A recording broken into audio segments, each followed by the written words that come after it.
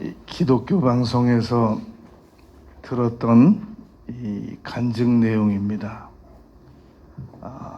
이 30대에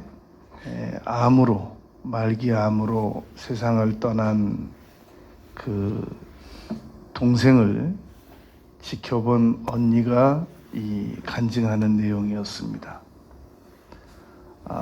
이 사랑하는 그 쌍둥이 여동생이 나중에 32kg까지 말랐더랍니다. 이제 세상을 떠나기 전에 자기가 늘 그 병원에 가서 옆에서 간호를 했는데 하루는 이런 얘기를 하더랍니다. 언니, 나는 정말 요즘에 기뻐. 무엇을 내가 성취해서 기쁜 게 아니라 하나님께서 내 옆에 계셔.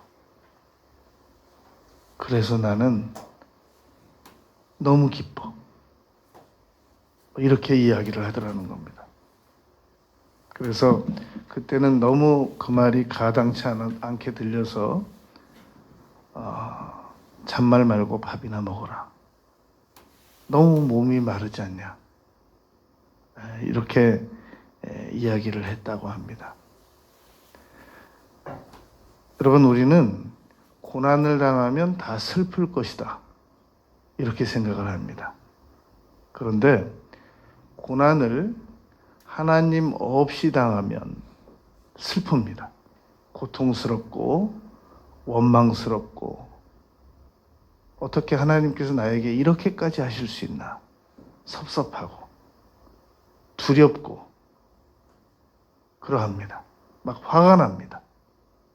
그런데 고난 때 하나님의 손을 꼭 붙잡고 당하면, 그 고난의 터널을 통과하면 기쁘고 아프지만 감사합니다.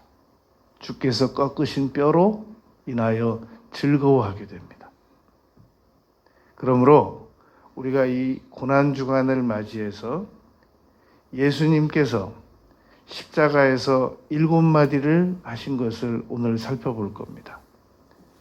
이 그냥 평지에서 7말씀 하신 것과 평소에 식사하시면서 7말씀 하신 것과 십자가 위에서 7말씀 하신 것은 이 내용이 너무너무 절감스럽고 다릅니다. 어느 장소에서 어떤 형편에서 말씀하셨느냐, 그것이 우리에게 새로운 그 절절함의 중요한 감동으로 다가와진단 말입니다. 그러므로 이것을 십자가상에서 7원, 그래서 가상 7원이라고 합니다. 이 7마디를 우리가 의미를 평소 때는 잘 이게 생각을 안 해보게 됩니다. 그런데 고난주간 때 예수님께서 이제 십자가에 금요일 날 달리셔서 아침 9시부터 달리셔서 오후 3시에 6시간 동안 고통당하시면서 하신 말씀을 잘 의미를 되새겨보면 그것이 우리에게는 평생의 신앙의 좌표가 될 수 있습니다. 이 십자가상에서 예수님께서 말씀하신 성경 구절은 이 누가복음에서 3구절, 요한복음에서 3구절, 마태복음에서 1구절, 이렇게 7구절이 기록되어 있습니다.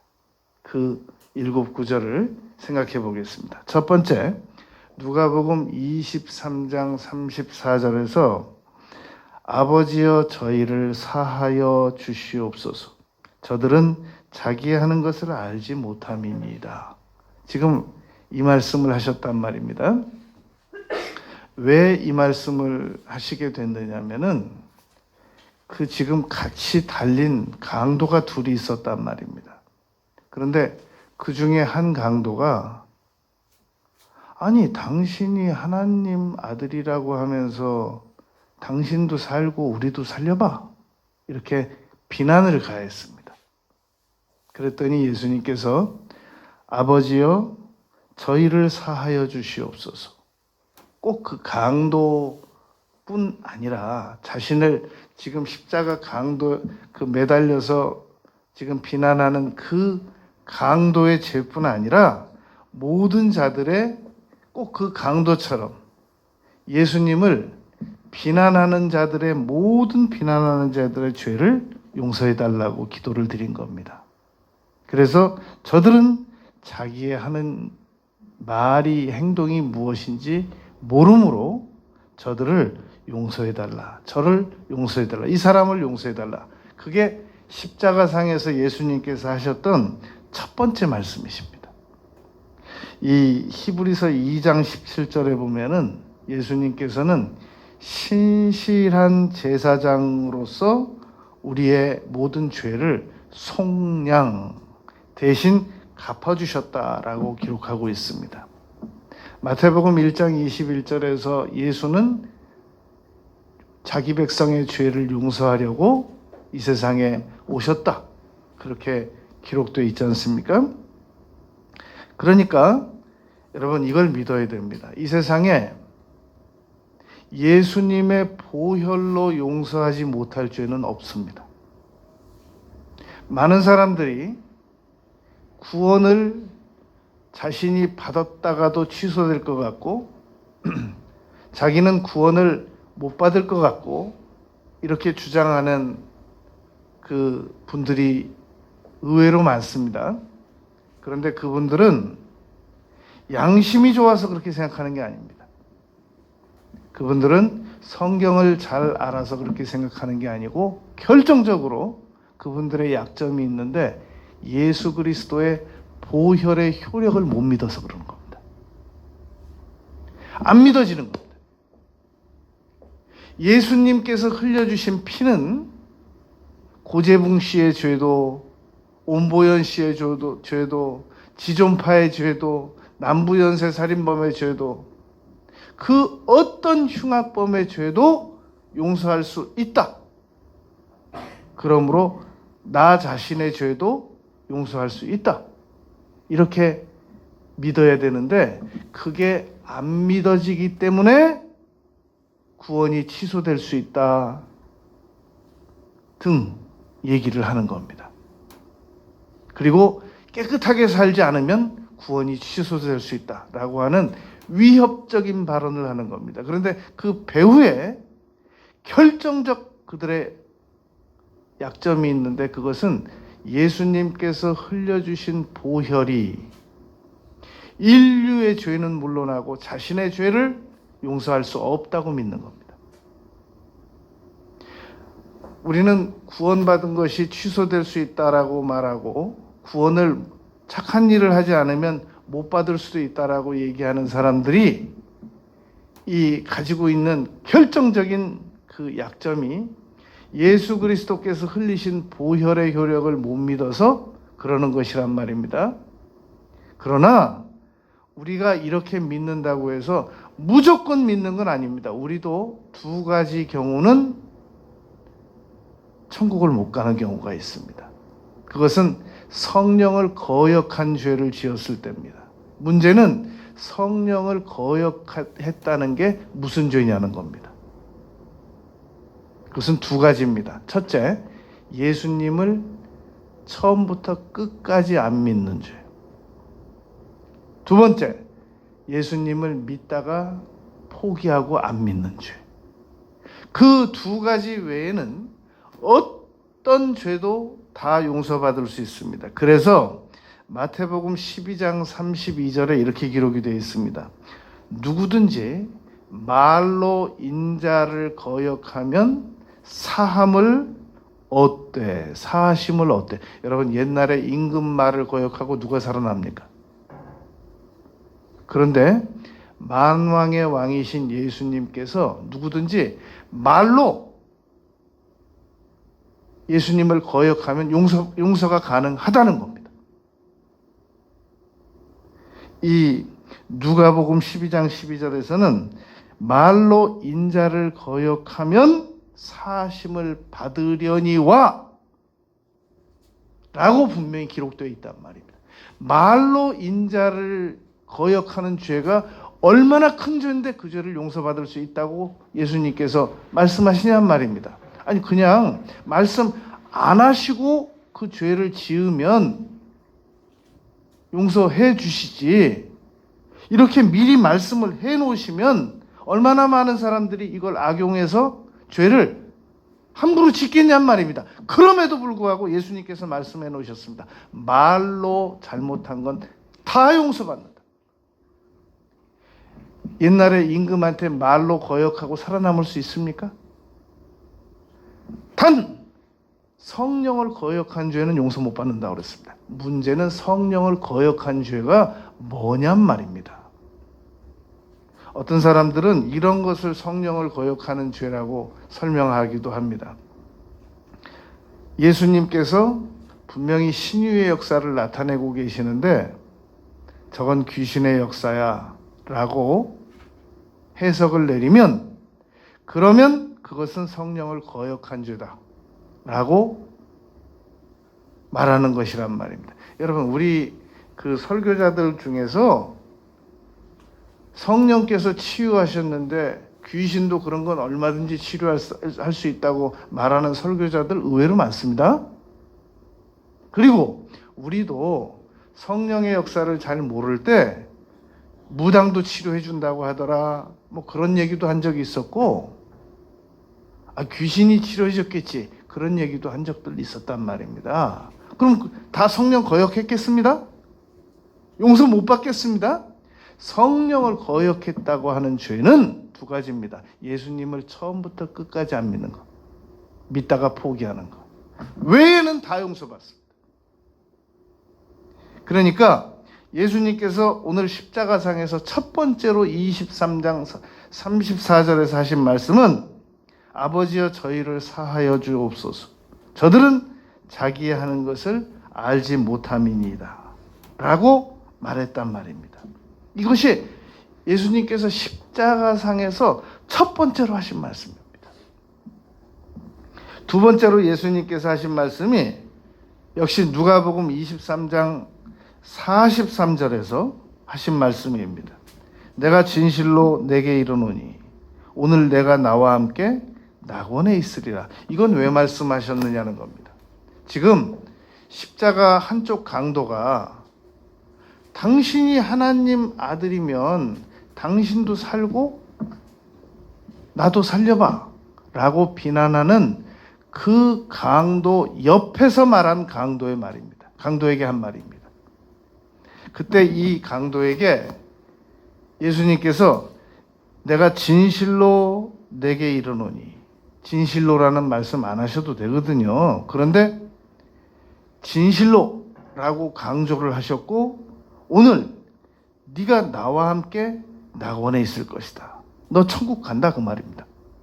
그러면 이 십자가 한쪽 강도는 어떻게 그 평생 죄만 짓다가 지금 십자가상에서 어떤 태도를 취하였길래 예수님께로부터 이런 선언을 받아내느냐 말입니다. 지금 여러분, 이 강도의 말을 한번 잘 생각을 해보시겠습니다.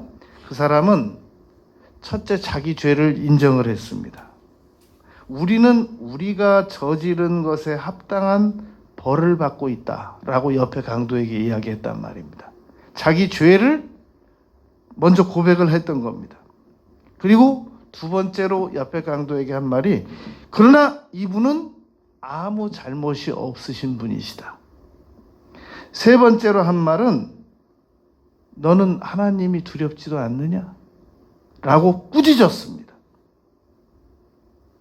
그리고 예수님을 통해서 주님의 나라에 가실 때 저를 기억하옵소서 라고 부탁했단 말입니다. 이 네 마디를 했더니 예수님께서 네가 나와 함께 낙원에 있을 것이다, 잠시 후면 너도 임종하고 나도 이 십자가상에서 임종할 건데 여기서 끝나는 게 아니라 네가 나와 함께 낙원에 같이 도착할 것이다 라는 놀라운 말씀을 하셨단 말입니다. 여러분, 예수님께서 지금 십자가에서 이 두 가지의 말을 강도 둘과 나눈 내용을 그 중요한 순간에 두 마디를 벌써 이 십자가상에서 하셨습니다. 이 한쪽 강도가 당신의 나라에 갈 때 나를 기억해 달라고 말할 때 내가 지금 너 돌볼 처지가 못 돼.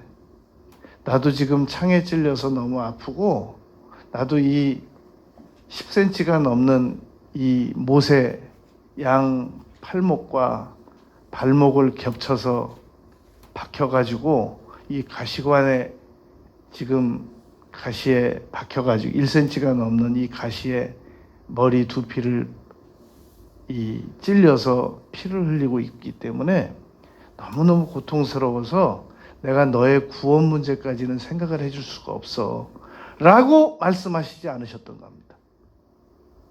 그 상황에서도 예수님께서 그러한 아픔과 고통과 위급한 상황에서도 고통의 순간에서도 자신을 구원해 달라고 하는 이 강도의 기도를 결코 외면하지 않으셨다는 겁니다.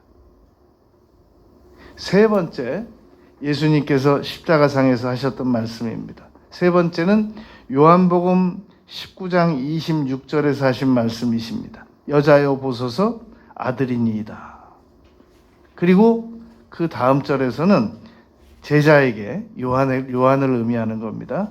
내 어머니라. 여자여 보소서 아들이니이다. 여러분, 한번 입장을 바꿔놓고 한번 생각을 해보시겠습니까? 지금 우리가 십자가에 못 박혀서 달려서 죽어가고 있습니다. 그렇다면 그 순간에 그 십자가 앞에 와서 세상에서 나를 가장 많이 사랑하는 어머니가 자신이 그 팔 찢기고 몸 찢기고 발목 찢기고 피 흘려가면서 고통받는 것을 봐주는 것이 도움이 되겠습니까? 아니면 아예 그 자리에 안 나타나주는 게 도와주는 거겠습니까? 그 자리에 안 나타나서 안 봐주는 것이 도와주는 거죠. 여러분, 그 올림픽에 출전해서 금메달을 다투고 은메달을 다투고 동메달을 다툴 때 정작 정말로 그 선수를 사랑하는 부모들은 TV를 많이 안 보는 거 아세요? 그 순간에?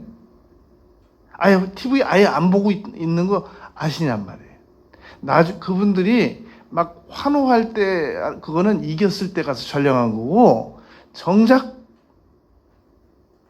자신이 가장 사랑하는 대상자들이 중요한 시합을 한다든지 그러면 눈 감고 가슴 떨려서 안 보는 사람들 많습니다. 지금 예수님께서 십자가에서 그 두 강도와 대화하고 있을 때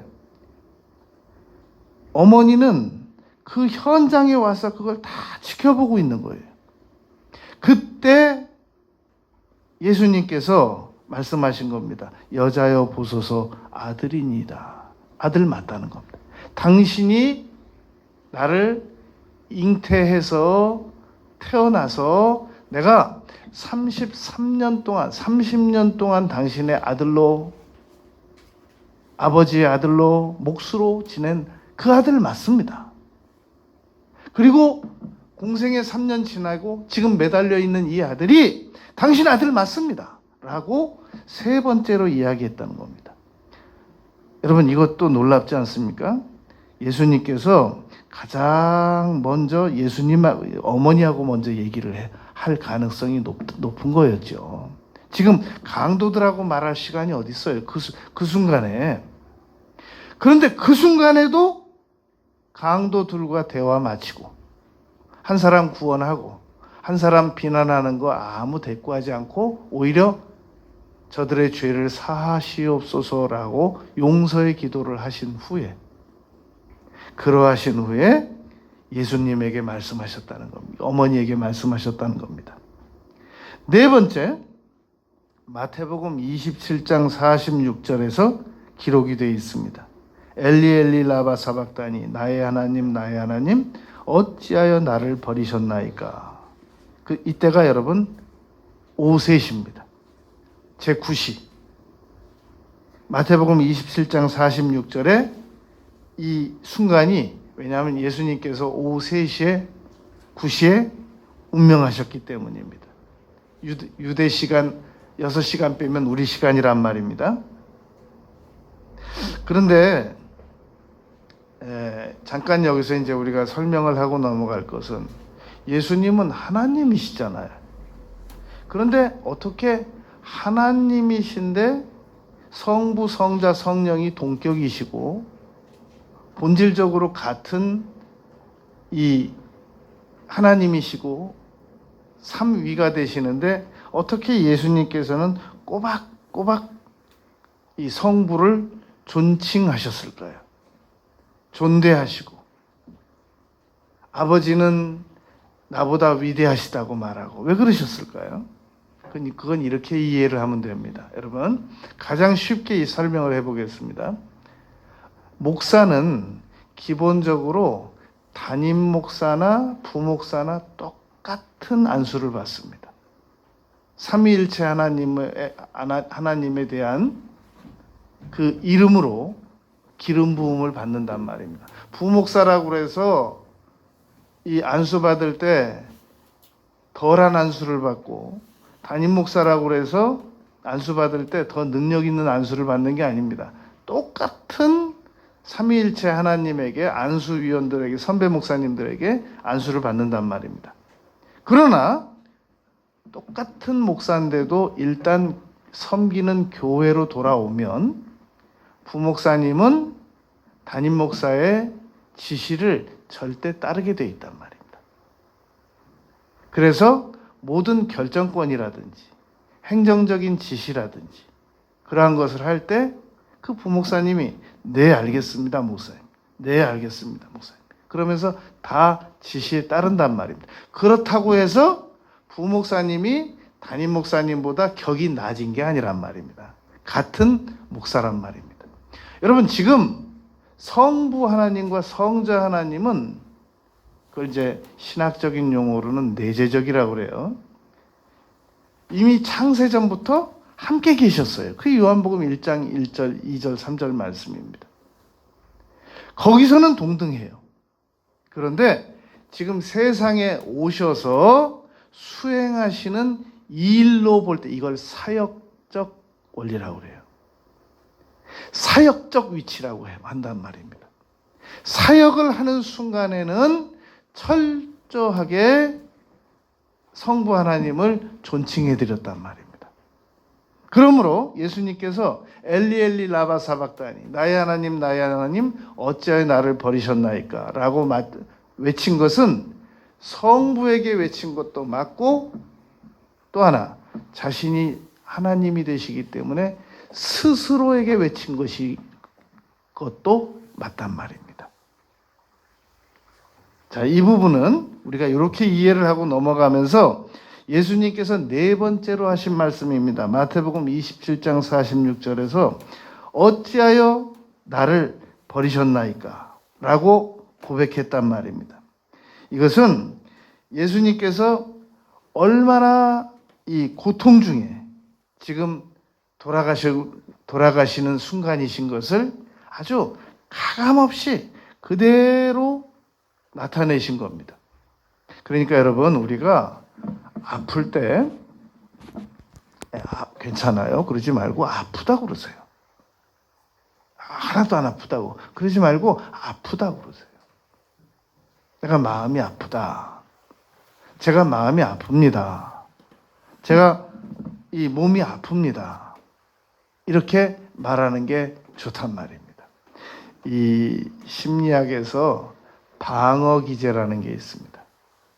우리는 누가 우리를 조금만 비난하는 게 아니에요.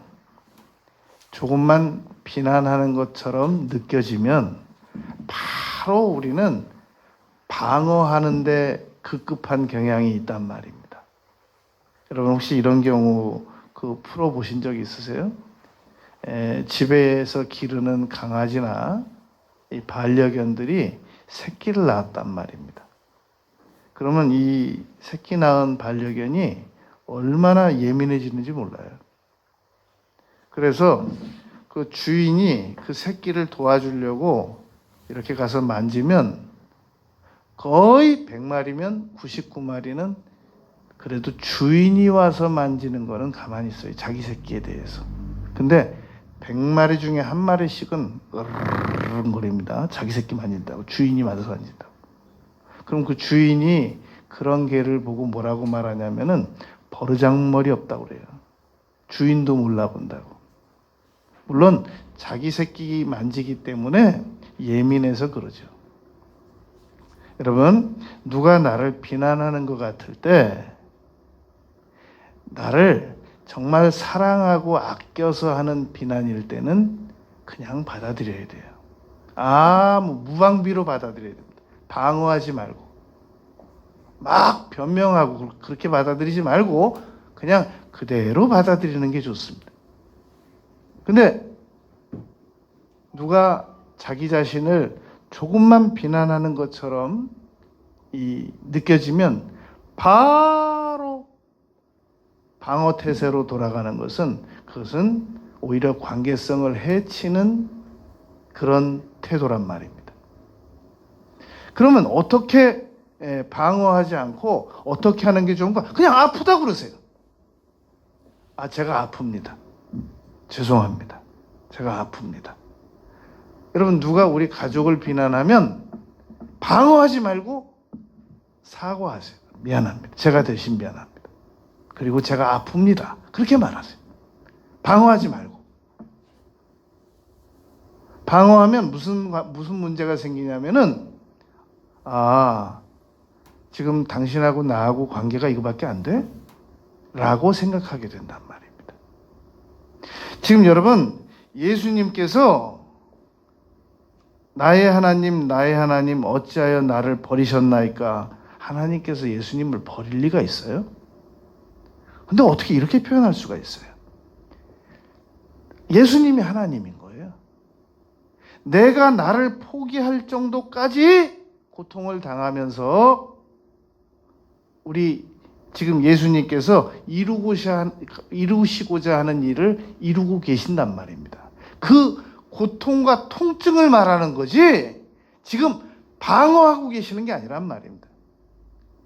어떻게 하나님이 나를 버릴 수가 있느냐? 그런 아주 저급한 해석을 해서는 이해를 해서는 안 된단 말입니다. 5번째 예수님께서 하신 말씀이십니다. 여러분, 지금 누가복음 23장 34절에서 제일 먼저 강도의 비난에 대하여 용서하는 기도하셨잖아요. 그리고 두 번째로 23장 43절에서 강도 구원하는 문제 기도, 용서 믿음 있게 선포해 주셨지 않습니까?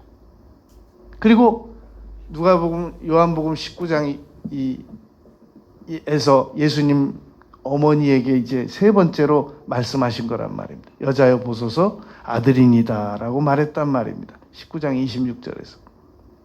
그리고 4번째로 자신의 고통을 돌보셨어요. 그러니까 그 상황에서도 여러분, 우리가 아무리 어려워도 이웃을 먼저 예우하는 겁니다.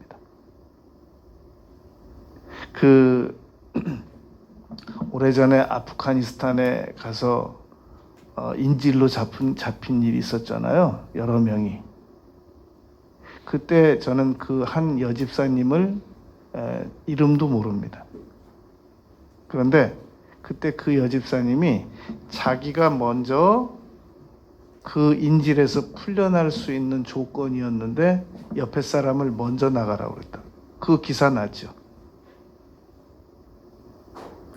어떠한 어려운 상황에서도 내가 먼저가 아니고 내 옆에 사람이 먼저입니다. 그것이 우리 그리스도인들이 취하여야 할 태도입니다. 예수님께서 이 고통 중에서도 강도 용서하는 일이 먼저였고, 강도 구원받게 하는 일이 먼저였고, 그 다음에 어머니하고 대화하는 게 먼저였고, 네 번째가 자기 지금 이 고통스럽다는 얘기하신 것이 네 번째였습니다. 그리고 다섯 번째가 요한복음 19장 28절입니다. 내가 목마르다. 정말 솔직한 표현이잖아요. 그럼 뭐가 안 말라요? 예수님께서 지금 십자가에서 못 박혀서 피 흘리시는데 몸속에 있는 물 다 빠져나가고 있는데 그럼 뭐가 안 말라요? 그럼 목말라도 예수님은 그냥 안 마른 것처럼 아무 말씀도 안 하고 계셔야 되겠냔 말입니다. 그러지 말자는 겁니다. 목마른 건 목마르다고 말하는 것이 옳단 말입니다. 이 목마르다라는 말은 두 가지 의미로 해석될 수 있습니다. 하나는 진짜 육이 목이 마른 거예요. 또 하나는 욕구가 있으신 겁니다. 이 요한 2서 4절에 보면 진리를 행하는 자를 내가 보니 심히 기쁘도다. 그러니까 사도 요한은 진리를 행하는 이 그리스도인들을 보니까 자기가 너무너무 기쁘다라고 말했단 말입니다. 예수님께서 어떤 일로 목말라 하시겠냔 말입니다. 우리 인류가 구원받는 문제, 우리가 회개하는 문제, 이런 것들을 더 간절하게 원하기 때문에 내가 목마르다라고 지금도 말씀하실 수 있으시단 말입니다. 예수님 수가성 우물가 여인에게 물 달라고 그러셨잖아요. 진짜 목말라서 그러신 거예요. 그리고 영적으로 목마른 것은 누구든지 목마르거든 내게서 와서 마시라고 요한복음 7장에서 말씀하셨잖아요. 영적으로 목마른 거, 육적으로 목마른 거 다 채워주시는 분이시란 말입니다. 그래서 네 번째가 내가 아프다. 어찌하여 나를 버리셨습니까? 아주 심각한 이 거절감에 대한 통증을 솔직하게 고백했습니다. 예수님은 여러분, 우리가 예수님에 대한 이 신성과 인성을 이해할 때 절대 이렇게 믿어야 됩니다. 예수님은 우리가 아버지가 아들을 낳으면 그 아들은 98% 인간이고 2%는 인간이 아닐 수 있습니까? 우리가 자녀를 낳으면 그 자녀는 97%만 인간이고 나머지 3%는 자녀가 아닐 수 없는 것처럼 하나님의 아들이라는 표현은 100% 하나님이라는 표현인 겁니다. 그리고 그때 당시는 하나님의 아들이라는 표현은 원래 세상에 없는 거예요. 세상에 없는 건데 예수님께서 오시면서 하나님의 아들이라는 표현이 만들어진 겁니다. 하나님이라는 표현입니다. 그리고 절묘하게 100% 인간이라는 표현인 겁니다. 하나님이시면서 하나님 인간이신 그 표현을 하나님의 아들이라는 말 말고 어떻게 100%씩 표현할 수 있는 길이 한번 생각해 보자는 말입니다. 없단 말입니다. 그러니까 예수님은 100% 하나님이고 97% 인간인 게 아니라 100% 하나님이고 100% 인간이시란 것이란 말입니다. 그러면 여러분 샴쌍둥이 얘기 들었잖아요. 그분들은 하나인가요? 둘인가요? 그 탈무드에서 한 사람에게 이렇게 뜨거운 물 부어가지고 둘 다 고통스러워하면 한 사람이고, 한 사람에게 뜨거운 물 묻혀가지고 한 사람은 아무 반응이 없으면 두 사람이다라는 탈무드 해석이 있습니다. 그 옛날에 샴쌍둥이 세상에 알려지기도 전에. 삼위 하나님께서는 우리가 우리의 형상대로라는 표현을 했습니다. 엘로힘, 이라는 표현 다음에 영어 성경에서는 복수 동사를 쓴 게 아니라 단수 동사를 썼다는 겁니다. 영어 성경에서. 삼위 하나님이신데 단수 동사를 썼다는 얘기는 삼위가 한 분이시라는 그 증명이 된단 말입니다. 그런데도 우리라는 표현을 썼습니다. 만약에 예수님께서 한 몸에 두 인격이 있으셨다면 우리라고 표현하셨을 겁니다. 예수님은 한 번도 내가라고 말씀하셨지 우리라고 말씀하신 적이 없단 말입니다. 그래서 예수님은 인카네이션, 도성인신, 완전한 하나님이시면서 동시에 완전한 사람이신 겁니다. 이걸 부인하면 이단이 되는 겁니다. 그러나 수많은 이단들은 일단 예수님의 신성을 의심합니다. 그는 위대한 선지자다. 이슬람교에서도 그렇고 에비온파, 영지주의 모든 이단들은 예수님의 신성을 부인합니다. 우리는 예수님은 100% 하나님이시고 100% 사람이시다라고 믿는 겁니다. 그 하나님께서, 그 예수님께서 내가 목마르다라고 그러셔야지. 그러면 견딜만 하다 그러셔야 만약 역시 예수님이시라고 우리가 믿겠냔 말입니다. 있을 수도 없는 얘기란 말입니다. 그리고 거절감에 대하여 마태복음 27장 46절에서 어찌하여 나를 버리셨나이까? 라고 심리적인 고통을 호소하신 후에 그 다음에 육신적인 고통을 호소하셨습니다. 5번째로 내가 목마르다. 그리고 6번째 놀랍습니다. 다 이루었다. 라고 요한복음 19장 30절에서 말씀하십니다. 다 이루었다. 여러분 우리가 예를 들어서 우리가 라면을 하나 끓였다. 그 라면을 기술이 얼마나 배운 거냐면 태어날 때부터 지금까지 준비해서 된 거예요. 스펄전 목사님께서 설교를 하고 내려오시는 중이었습니다. 그랬더니 한 성도가 스펄전 목사님에게 물었답니다. 목사님, 이 설교 준비하는데 얼마나 시간이 걸리셨나요? 정말 은혜 많이 받았습니다. 그때 스펄전 목사님이 50대였다고 합니다. 50년 걸렸습니다. 그랬다고 대답했다고 합니다. 여러분 지금 예수님께서 다 이루었다라고 말씀하실 때 3년 만에 다 이루신 게 아니라 33년 만에 이루신 거예요.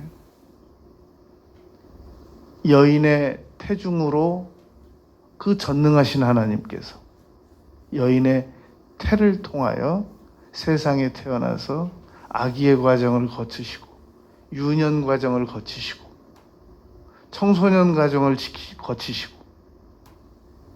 그리고 목수일로 아버지를 돕고 나이 30부터 시작해서 누가복음에서 기록된 대로 3년간 공생의 생활을 하시고 그리고 다 이루었다 라고 지금 십자가상에서 6번째 마디로 말씀하시는 겁니다. 예수님께서 이 공생의 30살부터 33살까지 이 행한 행적을 전부 면밀히 한 학자가 조사를 해봤더니 100일이 안 되더랍니다. 95일이 좀 넘더랍니다. 95일이 넘고 100일이 안 되는 기간 동안 역사상 단 한 사람과도 다투지 않으시고 역사상 자신 때문에 단 한 사람도 아무도 피해 당하지 않게 하시고 단 한마디의 말도 실수 없으시고 단 한마디의 행동도 실수가 없으시고 히브리서 4장 5절 그는 죄가 없으시니라. 그런 예수님께서 다 이루었다 라고 말씀하셨다는 겁니다. 그 6번째입니다. 마지막으로 7번째 말씀하신 것은 정말 여러분 위로가 됩니다. 아버지여 내 영혼을 아버지 손에 부탁하나이다. 누가복음 23장 46절 말씀입니다. 오늘 본문 말씀입니다. 여러분, 이거 지금 큰 소리로 하신 거예요. 혼자 속삭이셨으면 이거 지금 십자가 그 높이가 있기 때문에 못 알아듣는단 말입니다. 근데 지금 전부 큰 소리로 7마디를 분명히 또박또박 말씀해 주셨기 때문에 오늘 우리가 지금 이거 글자로 전달받아서 읽을 수 있는 것이란 말입니다. 여러분, 우리도 언젠가 세상을 떠나게 될 겁니다. 아버지여, 내 영혼을 아버지 손에 부탁하나이다. 이것처럼 더 나은 기도 있으면 한번 제시해 보세요. 세상 떠나는 사람이 어떤 분은 시편 23편 외우고 간다 그러고, 어떤 분은 또 찬송 부르다 간다 그러고, 나름의 좋은 방법이겠습니다. 그러나 제가 성경에서 발견한 바로는 아버지여 내 영혼을 아버지 손에 부탁하나이다. 이 기도보다 더 좋은 기도는 없어요. 이건 완전 모험 기도잖아요. 예수님께서 마지막 순간에 죽으시면서 운명하시면서 하셨던 기도 내용이란 말입니다. 죽음의 정의는 고린도 후서 5장 8절에 아주 잘 기록이 되어 있습니다. 죽음의 정의가 무엇인가? 몸을 떠나 주와 함께 거하는 것, 그게 죽음의 정의입니다. 우리 그리스도인들의 죽음의 정의는 고린도 후서 5장 8절에 기록되어 있습니다. 그리고 예수님의 죽음의 목적은 세 가지인데 히브리서 2장에 기록이 되어 있습니다. 예수님께서 죽으신 목적. 예수님은 그냥 사도행전 1장처럼 부활 후에 이렇게 승천하시는 것처럼 얼마든지 그렇게 가셔도 되시거든요. 굳이 십자가에서 안 죽으셔도 됩니다. 그런데 예수님께서 십자가에서 죽으신 세 가지의 이유가 히브리서 2장에 기록이 되어 있습니다. 히브리서 2장 14절. 죽음을 통하여 죽음의 세력을 잡은 자 마귀를 멸하시기 위함이었다. 히브리서 2장 14절 말씀입니다. 예수님께서 죽으신 두 번째 목적은 히브리서 2장 15절. 죽기를 무서워하는 자들로 놓아주려고. 여러분, 우리가 죽는 건 무서워하잖아요. 만일 예수님께서 한번 죽었다가 부활하신 일이 없으시다면 얼마나 무섭겠습니까, 우리? 그런데 우리가 언제 죽는 문제를 생각하더라도 예수님도 죽으셨는데,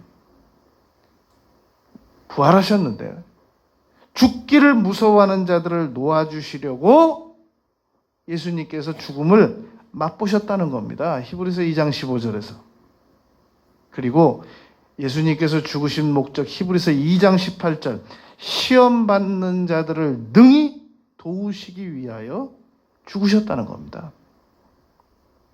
얼마나 여러분 위로가 됩니까? 예수님께서 얼마나 친절하시게 죽는 일까지 모범을 보이셨다는 거. 여러분, 우리는 오늘 이 십자가상에서 예수님께서 하셨던 7말씀, 평지에서 7말씀 하신 거하고 산상수훈 그러잖아요. 산에서 제자들에게 하셨던 말씀하고 질이 다를 수 있습니다. 걸어가면서 하신 말씀하고 십자가 위에서 하셨던 말씀, 이것은 정말 우리에게 아주 중요한 인생의 좌표가 될 수 있는 말씀입니다. 그래서 첫 번째로 누가복음 23장 34절에서 저 강도의 모르고 하는 말에 죄를 용서해 주옵소서. 인류의 죄가 다 용서가 포함되어 있는 거죠. 그러니까 우리가 그동안 정말 우리에게 함부로 태도 취하고 함부로 말한 사람들을 용서 못하는 경우가 많이 있잖아요. 예수님의 용서 방식을 배우는 겁니다. 몰라서 그러지. 저들이 자기가 하는 행동을 몰라서 그렇습니다. 누가복음 23장 34절을 기억하는 겁니다. 두 번째가 누가복음 23장 43절을 기억하는 겁니다. 네가 오늘 나와 함께 낙원에 있을 것이다. 전도하는 겁니다. 그리고 세 번째가 요한복음 19장 20절 말씀에서 여자여 보소서 아들이니이다. 이 어머니를 예우하는 겁니다. 육의 어머니를 우리가 예우하는 것이란 말입니다. 그것이 요한복음 19장 26절 말씀이고, 그리고 이제 네 번째로 마태복음 27장 46절에서 이 자신의 그 심리적 고통을 호소했다는 겁니다. 내가 아프다. 어찌하여 나를 버리십니까? 그리고 나서 다시 이 요한복음에서 19장 28절에서 내가 목마르다라고 그제서야 자신의 그 육신의 고통을 호소했단 말입니다. 그리고 나서 다시 요한복음 19장 30절에서 다 이루었다라고 말씀했단 말입니다. 나 이제 다 이뤘다. 이제 더 이상 이룰 거 없다. 뺄 것도 없고 보탤 것도 없다. 구원 사역도 완전히 이루었고, 죄 용서시키는 문제도 다 이루었고, 하나님으로서 이 세상에 한번 다녀가셔야 되는 문제도 다 이루었고, 천지를 창조하신 하나님께서 이 세상에 언젠가 한번 다녀가셨어야 했거든요. 계속 하늘에서만 말씀하시면, 영원히 하늘에서만 말씀하시면 우리가 하나님의 존재를 안 믿거나 못 믿거나 덜 믿을 수 있단 말입니다. 언젠가 한 번은 다녀가셨어야 돼요, 역사 속에. 그것도 다 이루셨어요. 그리고 마지막으로 누가복음 이 23장 46절에서 다 이뤘다 라고 말씀하신 후에 내 영혼을 아버지께 맡깁니다. 이 7마디.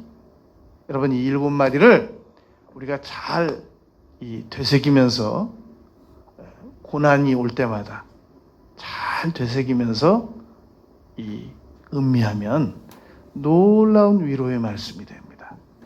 이번 고난 주간 동안 이 7마디 말씀을 잘 묵상하면서 경건하게 보내는 우리 모두가 되시길 바라겠습니다.